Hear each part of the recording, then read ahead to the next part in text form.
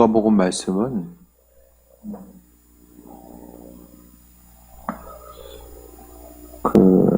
신앙으로 인해서 고난받고 있는 또 그 고난 속에 있는 공동체들을 향하여서 하나님께서는 모든 것을 다 지켜보고 계시고 그분의 선하신 뜻과 인도하심을 통해서 함께 하신다라는 사실을 분명하게 말씀하고 있습니다. 계속 말씀드리지만은 교회 역사는 박해의 역사입니다. 수많은 사람들이 또 예수님 이후에 너무나도 많은 사람들이 기독교 신앙 또 그리스도 예수 주님을 바라보는 것, 그러니까 기독교의 태생 자체가 고난과 함께 출발했다라고 해도 과언이 아닙니다. 그러니까 예수님 이후에 이제 주후 이제 한 300년 이상의 시간들은 계속 박해와 조금 숨쉴만 하다가 조금 있으면 또 박해당하고 박해와 또 그렇지 않은 상황들이 계속해서 이제 반복해서 나아가다 보니까 어려움을 경험할 수밖에 없었고, 또 성경도 보게 되면 그 복음을 저버리고 믿음으로부터 멀어지고 믿음을 배신한 사람들을 그들의 이름을 뭐라고 불렸냐면 건넨 자, 핸드오버, 그러니까 건넨 자, 뭘 건네요? 성경을 건넨 사람. 그러니까 박해 당시에는 성경에 대해서 또 말씀에 대해서 쪽복음이죠. 조금씩 기록되어 있는 이 복음의 내용들도 이제 그만큼, 그러니까 조그만 그 종이 쪽지 안에 그 기록된 그 말씀 한 구절을 갖고 있기도 힘든 시간일 수밖에 없었습니다. 그런데 초대교회 공동체들은 무조건적인 죽음과 어려움을 당했던 것이 아니라 많은 경우에 있어서 살 기회들을 주었어요. 그 로마 그 치하에서 보면은 백성들이 많이 있어야지만이 나라 구조가 이제 권력 구조가 탄탄하게 유지가 되는데, 믿는 사람들을 다 죽이게 되면은 이제 어려움이 있을 수밖에 없죠. 그러니까 이제 복음을 버릴 것이냐, 그대로 이제 가지고 갈 것이냐, 이것을 선택할 수 있는 기회들이 한 번씩은 주어졌던 것으로 보여집니다. 근데 성경을 통해 보게 되면 그 성경을 건넨 사람들, 믿음을 버린 사람도 있었지만은 그보다도 훨씬 많은 숫자가 복음을 위해서 살아갔던 것. 그들이 복음을 위해서 끝까지 충성된 일꾼으로 남을 수 있었던 것은 결국 천국에 대한 소망함입니다. 하나님 나라에 대한 소망함이 그들로 하여금 말씀을 지키고 하나님의 인도하심 따라서 살아갈 수밖에 없는 그런 환경들, 이 모양 저 모양으로 환난과 어려움을 당했지만 교회 공동체는 살아나가게 됩니다. 오늘 성경에 보게 되면 오늘 본문의 내용들 자체도 마찬가지고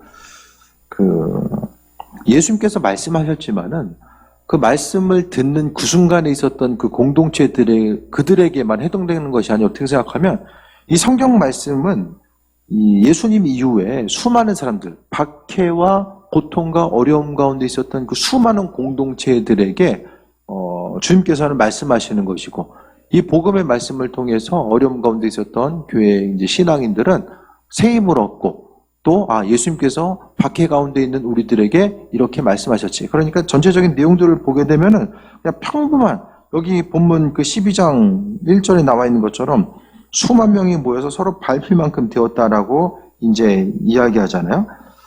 12장의 내용은 11장 후반절에 나오면 바리새인들의 외식을 이야기하고, 그런 바리새인들 또 그 예수님을 따르지 않는, 또 예수님을 핍박하는 이들에 의해서 신앙 공동체가 언젠가는 또 어려움을 경험할 수밖에 없었기 때문에 이 본문이 이제 그 12장에 존재하게 되고요.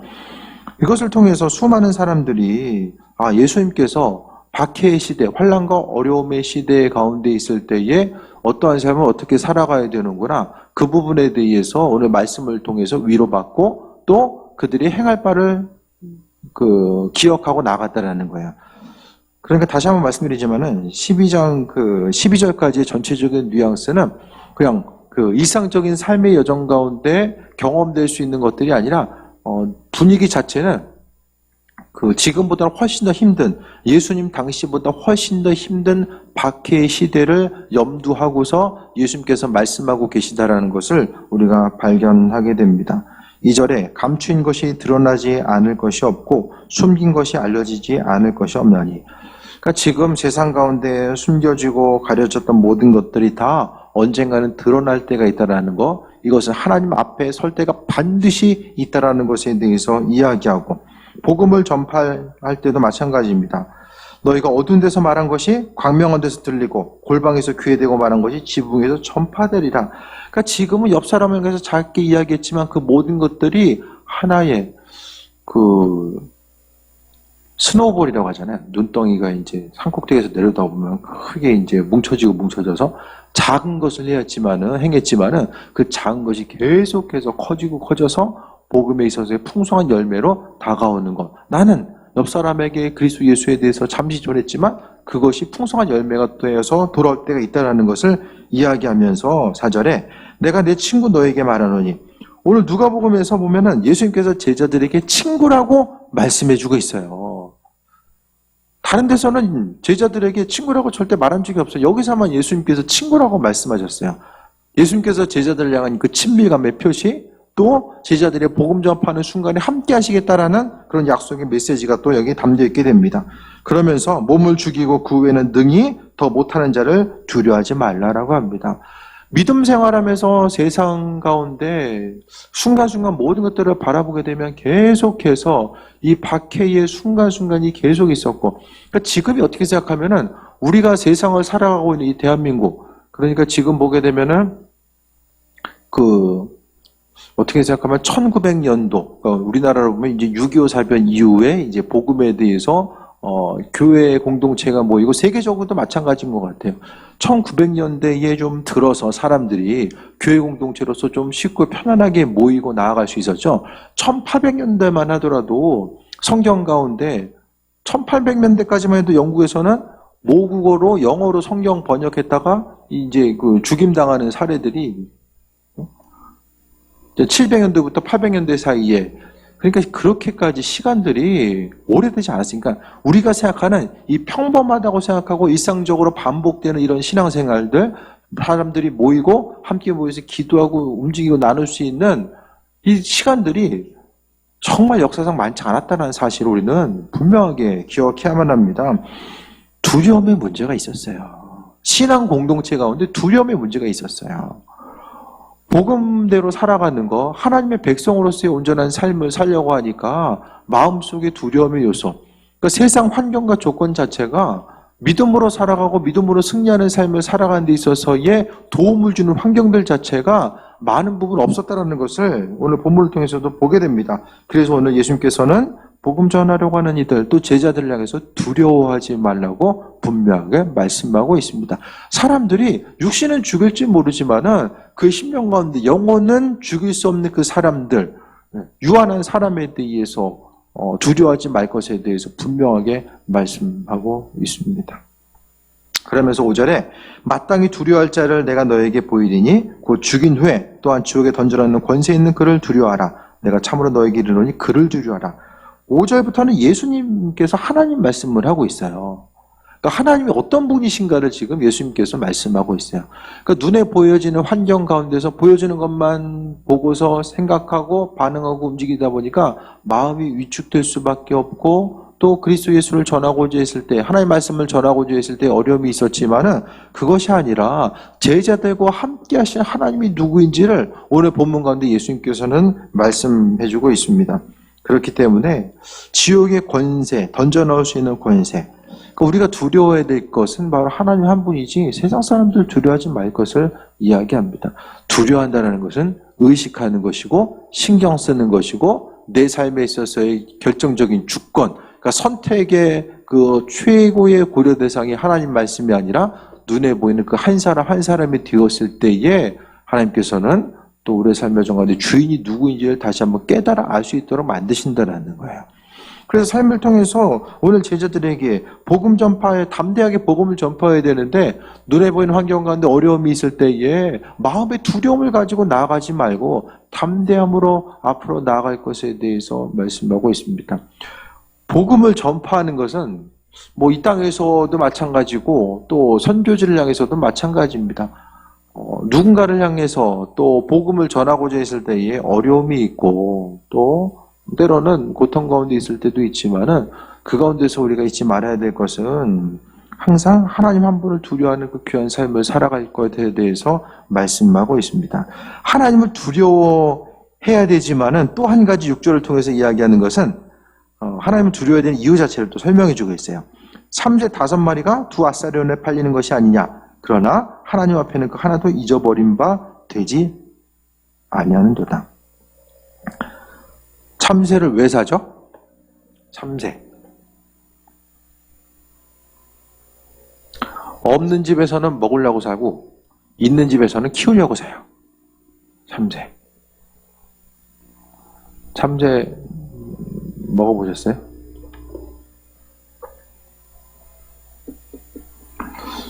전 먹어본 적이 있는 것 같아요. 자세히 기억은 안 나는데 그 초등학교 때 시골에서 먹어본 적이 있는 것 같아요. 먹을 것은 뭐 얼마나 있겠습니까만은 이스라엘 땅에서도 참새를 없는 사람들은 참새를 이제 식용으로 구입을 했고 있는 집들은 참새를 좀 애완용으로 그렇게 이제 구입을 했던 것 같아요. 그런데 참새 5마리가 두 아사리온에 팔리는 것에 대해서도 그러니까 하나님께서는 세상을 창조하시고 알아서 움직일 수 있도록 질서대로 움직일 수 있게 그냥 내버려 두신 것이 아니라 하나님은 아주 세세하게 관심을 기울이는 것 같아요. 세상 움직여지는 것 자체, 그러니까 신앙인들의 삶의 전 가운데 우연이 없다라고 하잖아요. 신앙인들의 삶뿐만 아니라 세상 모든 것들은 하나님의 창조 원리 가운데 만들어져 있습니다.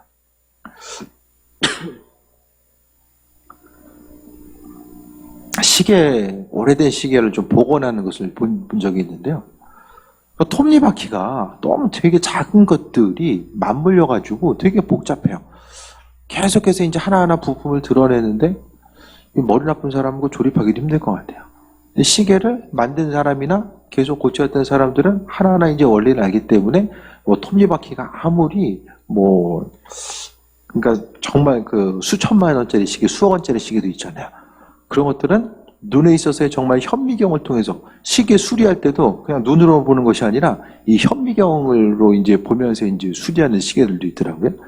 그만큼 시계 하나도 이렇게 정교하게 움직여지는데 세상 우주 만물, 이 세상이 움직여지는 이 원리들을 생각했을 때 하나님은 하나하나 관심을 기울이고 계시고 또 그분의 장중 안에 있다는 거예요. 때로는 하나님의 일하심에 대해서 우리가 이해하기가 힘든 경우도 있죠. 사람이 자연을 파괴하고 하나님께서 만들어 놓으신 그 질서와 원리대로 사랑하지 않고 하나님께서 분명히 창조 질서대로 생육하고 번성하고 다스리라고 말씀하셨는데 그것의 창조 원리대로 살아가지 않으니까 계속해서 파괴와 다툼과 분열이 나타나는 이 시대를 살아갔는데 그럼에도 불구하고 하나님은 그분께서 다 관심을 기울이고 계시고 인도하시는데도 때로는 그분께서 정상적인 범위 가운데 벗어난 것들에 대해서 때로는 그냥 지켜보실 때도 있는 것 같아요. 왜 그러시는지는 모르겠지만은 하지만 중요한 것은 하나님은 창조하신 그분께서는 세상 모든 것들에 대해서 그 운행하는 질서 순간순간 자연의 원리 또 모든 그 자연 가운데 살아가고 있는 동물과 식물 모든 것들을 또 사람의 삶의 순간순간도 마찬가지고요. 모든 것들에 대해서 하나님께서는 알고 계시고 또 하나님은 잊어버린 바 되지 아니하신다. 우리의 삶에 있어서 때로는 하나님 내 인생 가운데 얼마나 관심을 기울이고 계시는가 그것에 대해서 믿음 생활하다 보면 의심할 때도 있는 것 같아요. 하지만 하나님께서는 분명하게 참새도 잊어버리지 않는다. 분명하게 말씀하고 있어요. 그래서 하나님은 우리가 생각하는 거, 우리의 기도 제목들, 또 우리가 고민하는 것들에 대해서 또 분명히 알게 하시고 인도하시고 함께 하신다는 것을 또 발견하게 됩니다. 그래서 하나님 우리가 생각하고 고민하는 거, 그것에 대해서 분명히 또 알고 계시는 거예요. 요즘 생각하는 거, 고민하는 부분이 무엇이 있습니까? 저 요즘 고민이 좀 다른 게 아니라 도대체 이게 목사직이 뭘까? 그게 좀 고민이 돼요, 요즘에. 목사라는 이 직임과 직분이 도대체 뭘까? 전통적인 이 방법 가운데서는 알고 있는데 지금 그 2020년대 이 시대 가운데서 앞으로의 시기 가운데서 이 목회자라는 이 직임 자체는 도대체 시대적 상황 가운데에서 도대체 어떤 위치를 차지하고 있고 도대체 무슨 일을 해야 되는 존재인가 앞으로 그런 것들에 대한 이 시대가 점점 빠르게 변해가고 그 변해가는 환경 가운데서 이 직임 자체를 정말로 심각하게 목회자라는 직임 자체가 어떤 직임이냐 이런 것들에 대해서 좀 생각하고 있어요. 고민이 돼요.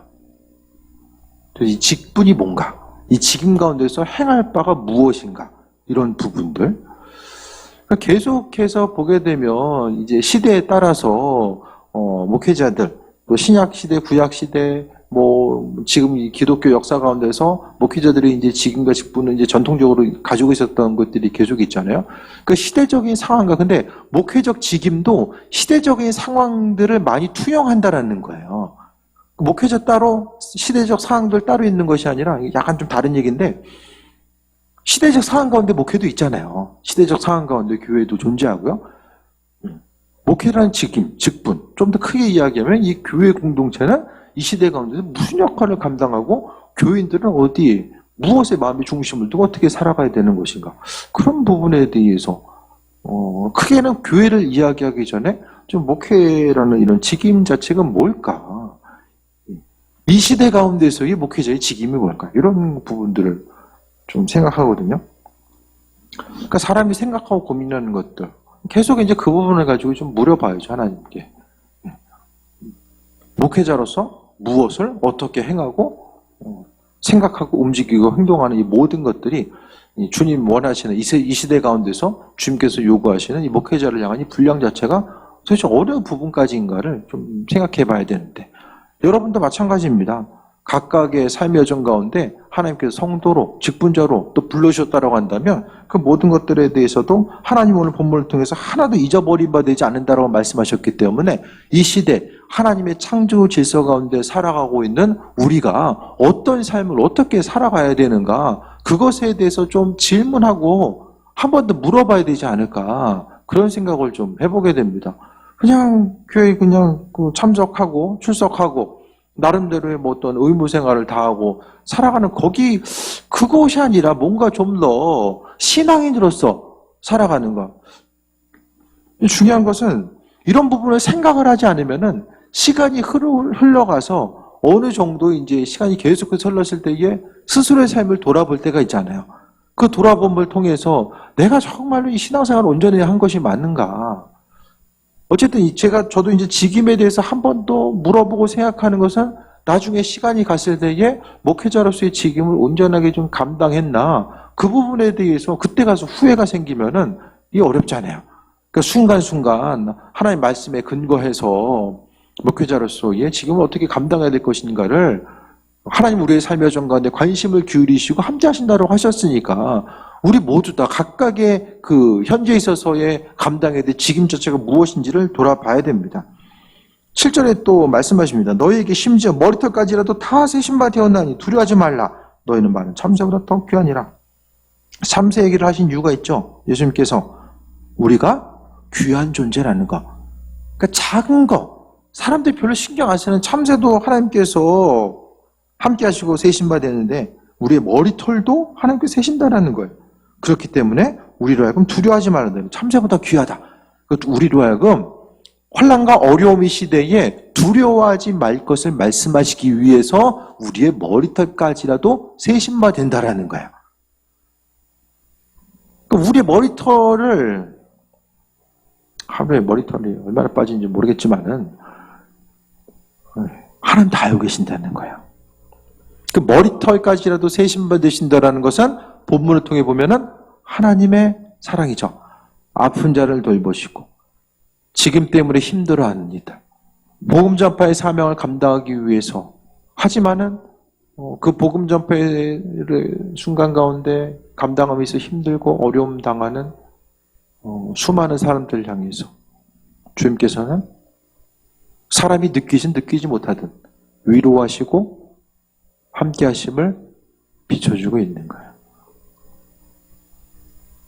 그러니까 오늘 본문 가운데 보면 우리의 삶의 여정 가운데 고난과 고통의 순간이 있을 때에 하나님의 사랑, 우리를 향하신 관심은 더욱더 집중될 수밖에 없다라는 것을 말씀하고 있어요.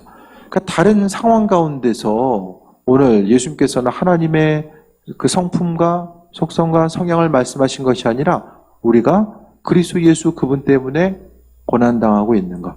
주일날도 말씀드렸지만은 사도 바울이 갈라디아 교인들에게 뭐라고 이야기합니까? 나는 그리스도 예수의 흔적을 가졌다라고 이야기하잖아요. 그리스도 예수 고난의 흔적을 가졌다라고 이야기합니다. 그러니까 너희들 아무 얘기하지 마라. 그 얘기거든요. 그러니까 그리스도 예수의 고난의 흔적이라는 것은 그만큼 하나님의 사랑과 인도하신 그 은혜를 풍성하게 경험했음 또한 반증해주고 있는 거예요. 그래서 우리가 참새보다 귀하다. 이것은 오늘 본문 가운데 예수님께서 말씀하시고자 하시는 것들은 위정자들, 예수께서 이 땅에서 고통당하셨던 것처럼 남겨진 제자들, 또 이후에 그리스도 예수를 바라보고 복음 전하는 이들이 고통과 어려움을 당할 때가 있게 되는데 그 순간순간마다 너희가 누구냐? 그것을 기억하라는 거예요. 우리가 누구인가? 존귀한 존재라는 거. 누가 존귀하게 여겨주시는가? 하나님께서 우리를 존귀하게 여겨주시기 때문에 우리 한 사람 한 사람이 누구인지를 분명하게 기억하라고 말씀하고 있습니다.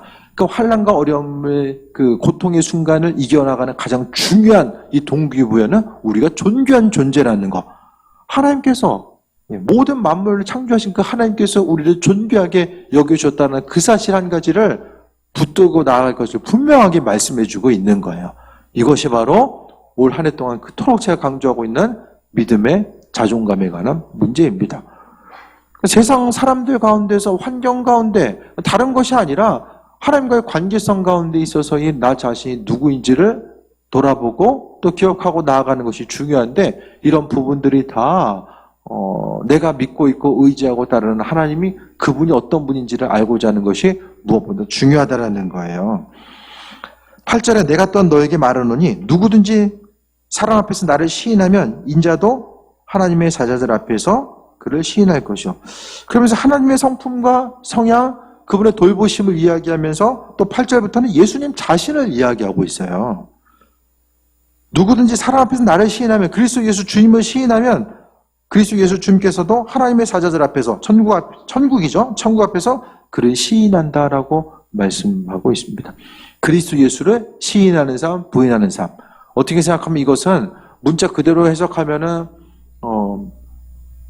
이런 내용들 자체가 그리스도를 시인하나 부인하냐, 이것은 뭐 몇 가지로 볼 수 있죠. 첫 번째는 복음을 전파하느냐 전파하지 않느냐. 내가 나 먹고 사는데 바빠가지고 복음과는 전혀 상관없는 삶을 살아가고 하나님께서 직임을 맡겨주셨음에도 불구하고 직임과는 전혀 상관없이 하나님께서 우리에게 허락하신 소중한 시간들을 오로지 나 자신과 우리 가족들 위해서 그 사용하고 나면은 그리스도 영광에 의해서 행한 것이 아무것도 없는 거예요. 나는 주일 나가서 예배드리고 성도로서의 의무를 다했다고 하지만은 주님께서 우리에게 요구하시는 믿음의 분량 자체, 그 직임 자체가 무엇인지를 분명히 알아가야 되거든요. 그러니까 신앙생활이라는 것은, 이런 거라는 것은 내 스스로 내 사정과 형편에 근거해서 바라보고 나아가는 것이 아니라 하나님 말씀을 통해서 기준으로 주어진 것들이 있잖아요. 물론 우리의 사정도 고려해야 되지만은 절대적인 하나님의 기준 자체를 먼저 우선순위 해야 됩니다. 그것을 통해서 우리에게 맡겨주신 그 직임이 무엇인지를 깨달아 알아야만 합니다. 정말 하나님께서 우리에게 소중한 시간 주었는데 그 소중한 시간들 자체를 하나님과는 전혀 상관없는 일에 계속해서 그곳에 내 시간을 투자하고 그것을 향해서 사용하고 나가다 보면 나중에 어쩌면은 하나님이 우리를 그리스도 예수께서 하나님 앞에서 우리를 부인할 수밖에 없는 환경들이 또 있을 수 있다는 거예요. 믿는 자로서 복음 전파의 온전한 삶, 그것을 이야기하는 것이고, 또 한 가지는 그 주님 이후에 로마 시대의 박해에는 그리스도 예수를 믿냐 아니냐, 이것에 대해서 입술로 말 그대로 시인하는 거죠. 그래서 예수를 따르겠다라고 시인하면은 죽는 거죠. 하지만은 그 죽음 이후에 영원한 죽음이 아니라 예수님께서는 그 한 사람 한 사람을 쉽게 이야기해서 보증한다라는 거죠. 시인한다라는 것은 그 한 사람 한 사람을 천국의 합한 자로서 예수님이 보증한다는 의미일 거예요. 근데 내가 그리스도 예수를 모른다라고 하고 세상 가운데 박해 시대 가운데 모른다고 했을 때에 그럼 주님께서도 모른다라고 말씀하신다라는 거예요. 이 구절 자체가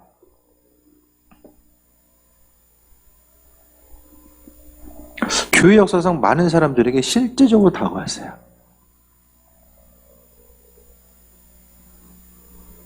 그러니까 오늘 죽을지 내일 죽을지 모르는 사람들, 판결의 시간이 있을 거 아니에요. 그리스도 예수를 따르기 때문에 끌려가게 됐을 때에 그 순간에 주를 선택할 것인가 아닌가. 그러니까 이것이 뭐 성경시대뿐만 아니라 지금도 마찬가지입니다. 교회의 박해, 그냥 단순한 뭐 예배드리기 어려움의 박해가 아니라 신앙인이기 때문에 경험하게 되는 이 죽음 앞에서의 자신의 생명을 보존하기 힘든 상황들, 그 순간순간에 처해 있었던, 지금까지 처해 있었던 이들뿐만 아니라 현재도 마찬가지죠. 그들에게 있어서의 오늘 본문의 이 8절의 내용은 중요한 지침이 되었을 거예요. 내가 그리스도 예수를 선택할 것인가? 아니면은 잠시 모면할 것인가? 하지만 이 수많은 사람들이 8절의 내용을 알고 있었던 사람들, 주님의 말씀에 대해서 기억했던 사람은 그들의 생명 가운데 마음의 중심을 두지 않았던 것을 보게 됩니다. 그러니까 그리스도 예수 위해서 죽는 사람들은 어떤 특별한 사람들이 아니라 말씀 붙드는 사람들이에요. 하나님 말씀을 생명으로 붙든 사람들이 주를 위해서 충성된 일꾼으로 나아가게 됩니다. 9절에 사람 앞에서 나를 부인하는 자는 하나님의 사자들 앞에서 부인을 당하리라 라고 이야기합니다. 오늘 본문의 내용 앞서 얘기했던 것처럼 직임과도 관련이 돼요. 하나님께서 우리에게 맡겨주신 사명들, 제가 앞서 말씀드렸던 것처럼 목회자의 직분이 도대체 뭐냐, 그걸 어떻게 감당해야 되냐. 집사로서, 권사로서, 리더로서 그 직임을 어떻게 감당해야 되느냐. 직임과도 연결지어서 볼 수 있다는 거예요. 그래서 주어진 직분 때문에 주님 앞에 갔을 때의 후회가 남지 않을 수 있도록 항상 점검해 봐야 돼요. 주님 앞에 가는 그 순간까지 우리는 날마다 하나님 마음에 합한 자로서 온전한 삶을 살고 있는지를 돌아봐야 됩니다. 말씀에 비춰보아서 스스로를 점검하고 돌아보고자 하고. 왜냐하면 우리가 한번 마음 정하고 그 마음 정한 대로 끝까지 가는 것이 아니라 계속해서 변화되는 환경 앞에 우리의 삶의 모습은 좀 더 쉼과 편안함을 추구하고자 하고 또 그것에 적응하고자 하거든요. 그렇게 하다 보면은 뭔가 편안함 자체에 대해서 생각하고 또 거기에 몸이 먼저 반응하면서 나갈 때가 많이 있게 됩니다. 그런데 믿음 생활을 좀 오래 한 이들은 알아요. 무엇을 어떻게 하는 것이 하나님의 뜻인지를 마음속에 옵니다. 그 마음속에 하나님께서 허락하시는 그것에 의해서 삶을 돌이키고 반응하는 사람이 있고 부담스럽지만은 그냥 아닌 거 알지만은 그냥 앞으로 나아가는 일도 있어요. 중요한 것은 하나님께서는 우리의 첫 번째로는 말씀을 통해 알게 하시지만은 우리 신앙 양심의 소리를 통해서 우리가 하나님 마음에 합한 자로서의 온전한 삶을 사는지 아닌지를 우리에게 또한 알게 하신다는 것을 또 발견하게 됩니다. 10절에 누구든지 말로 인자를 거역하면 사하심을 받으려니와 성령을 모독하는 자는 사하심을 받지 못하리라라고 이야기합니다. 성령을 모독하는 자. 그러니까 성령께서 모독한다는 것은 그냥 성령님 나와 상관없습니다. 뭐 입술로서 부인하고 뭐 그런 것보다는 현실적인 우리의 삶을 통해서 봤을 때에 성령께서 우리에게 마음의 감동으로 주시는 것들, 그것에 대해서 반응하지 않는 것. 결국 성령을 모독한다는 것은 말씀대로 반응하지 않는 거예요. 알고 있으면서도 반응하지 않는 것이 성령 모독죄입니다. 네. 하나님의 말씀이 무엇인지를 아는데 안 하는 거예요. 네. 성경에서는 그 말씀을 듣고 행하는 것은 하나로 봅니다. 떨어뜨려 놓는 것이 아니라 말씀을 듣고 행한다라는 것을 하나로서. 그 다윗도 그리스도 예수 하나님 향해서 고백할 때도 주의 말씀을 깨달아 행할 수 있도록, 그러니까 하나님의 뜻을 행할 수 있도록 하나님의 뜻을 알게 해달라고 이야기하거든요. 다른 것이 아니라 다윗도 또 시편 기자들도 하나님의 말씀을 알고자 하는 것을 행하고자 하기 때문에 주님 이것이 옳은가요? 저렇게 것이 옳은가요? 이렇게 해야 될까요? 저렇게 할까요? 그것이 아니라 하나님의 뜻이 무엇인지를 알고 그대로 순종하고 행하기 위해서 내가 하나님 아버지의 뜻을 알기 원합니다라고 시편을 통해서 간절하게 기도하는 내용들에 대해서 보게 됩니다. 그래서 성경을 모독하면은 사심을 받지 못한다.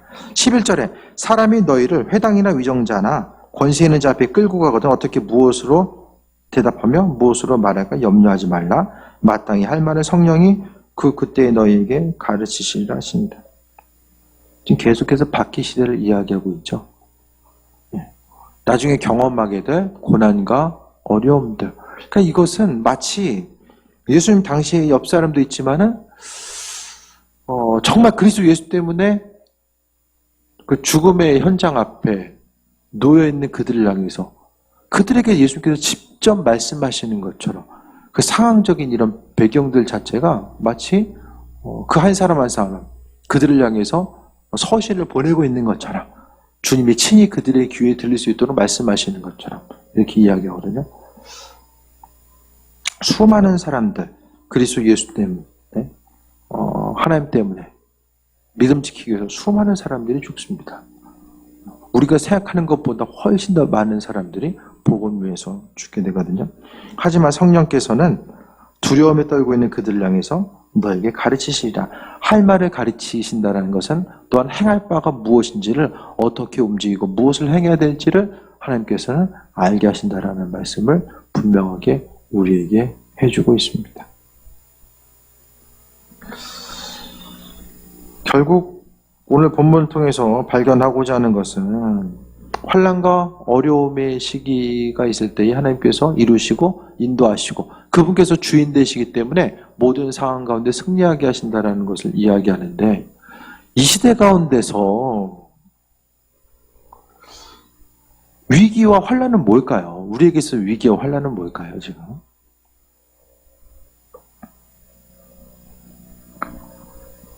모호한 거죠, 모호한 거. 모호한 거. 말씀을 통해서 세상의 움직여짐을 잘 분별하지 못한다는 거예요. 하나님 말씀을 이건데 이 말씀을 가지고 세상을 어떻게 살아가야 되는지 이런 방법 자체를 교회마다 설교의 말씀이 들려지고 또 수많은 가르침과 겉면의 이야기들이 있지만 실제적으로 세상을 살아가면서 신앙인으로서 하나님 말씀을 받은 자로서 세상을 어떻게 살아가야 되는지에 대한 이런 방법들 자체 그것이 무엇인지를 모른다는 거예요. 점점 더 지난번에 말씀드렸던 것처럼 참과 거짓 또 신앙인들이 어떻게 움직이고 반응하고 나아가야 될 것인가. 이 땅 가운데 목사라는 이름을 가지고 또 교회에 있어서의 직분자라는 이름을 가지고 이 세상을 어떻게 살아가야 되는가. 신앙생활하는 것뿐만 아니라 우리가 교회에서의 시간이 얼마 됩니까? 얼마 안 되잖아요. 우리가 가지고 있는 이 신앙이라는 이름으로 세상을 도대체 어떻게 살아가야 되는가. 그 부분에 대해서 이야기하는 거예요.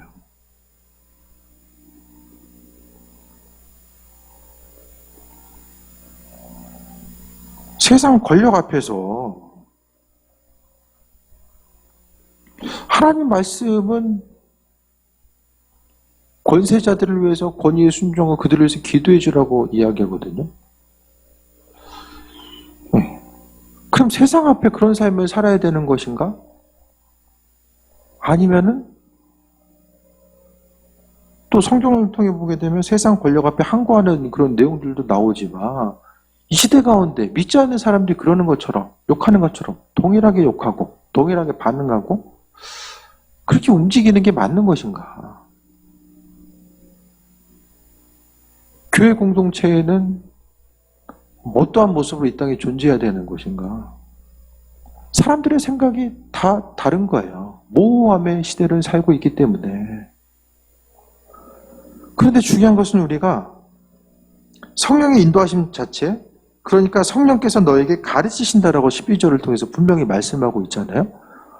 세상 사람들이 이렇다 저렇다, 교회는 이루어야 된다, 목회자는 이루어야 된다, 그런 이야기를 우리가 수긍하고 받아들이기 이전에 오늘 말씀을 통해서 성령께서 가르친다라고 말씀하고 있으니까 어떤 쉽고 편하게 신앙인으로서의 삶을 규정하고 단정 짓기보다는 성령의 음성에 귀를 기울이며, 주님, 내가 신앙인으로서 이 시대 가운데 어떻게 반응하고 어떤 삶을 어떻게 살아가야 될까요?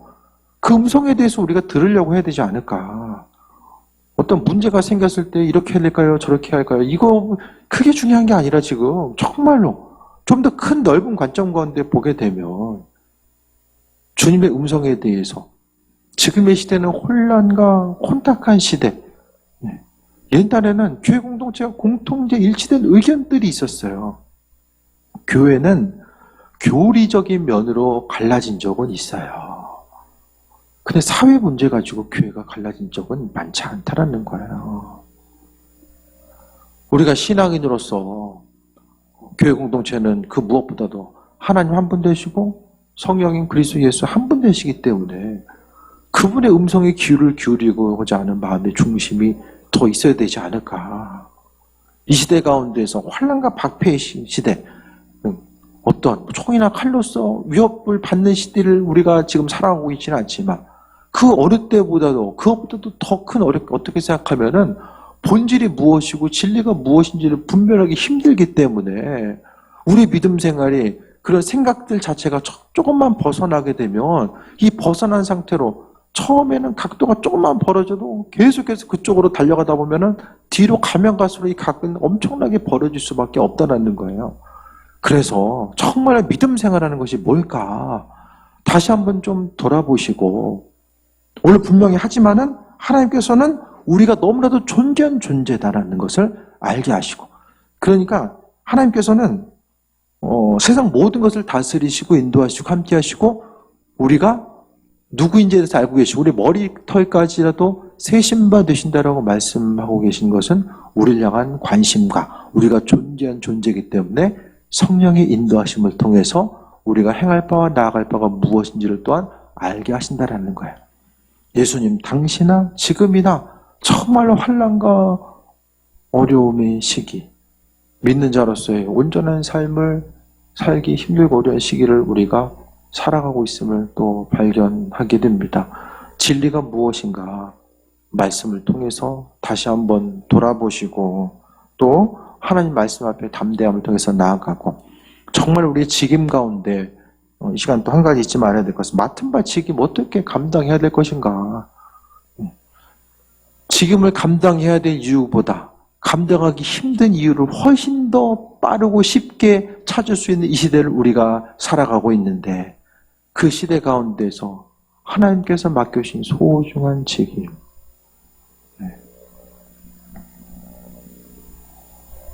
그 직임을 소중한 것으로서 우리가 여전히 내 것으로 받아들이고 앞으로 나아가고 있는가 다시 한번 점검하시고, 또 하나님의 사랑 가운데 있는 삶, 우리가 7절을 통해서 귀한 존재라고 말씀하셨고, 또한 12절을 통해서 너에게 할 말을 성령께서 곧 너희에게 그때 너에게 가르치시라고 말씀하셨다.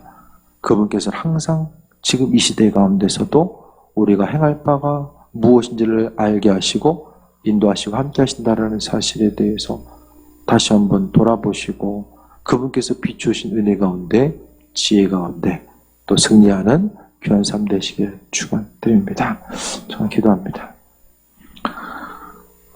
예배 자리로 부르심에 감사드립니다. 주님, 우리에게 지혜 허락하여 주옵소서. 우리가 신앙인으로서 무엇을 해야 되고 무엇을 하지 말아야 되며 또 맡은 바 책임을 어떻게 감당해야 될지 성령님 우리에게 알게 하시고, 또 감당할 수 있는 힘과 능력, 우리를 귀하다라고 말씀하셨사오니 그 힘과 능력 또한 허락하여 주옵소서. 정말로 분별하기 어려운 시대, 무엇이 선이고 악인지를 분별하기 힘든 이 시대 가운데 우리에게 지혜 허락하시고 분별력 주셔서 또 하나님 허락하신 지혜 가운데 세임 얻고 또 존귀하게 쓰임받는 삶으로 이끌어 주옵소서. 감사드립니다. 예수님의 이름으로 기도드립니다. 아멘.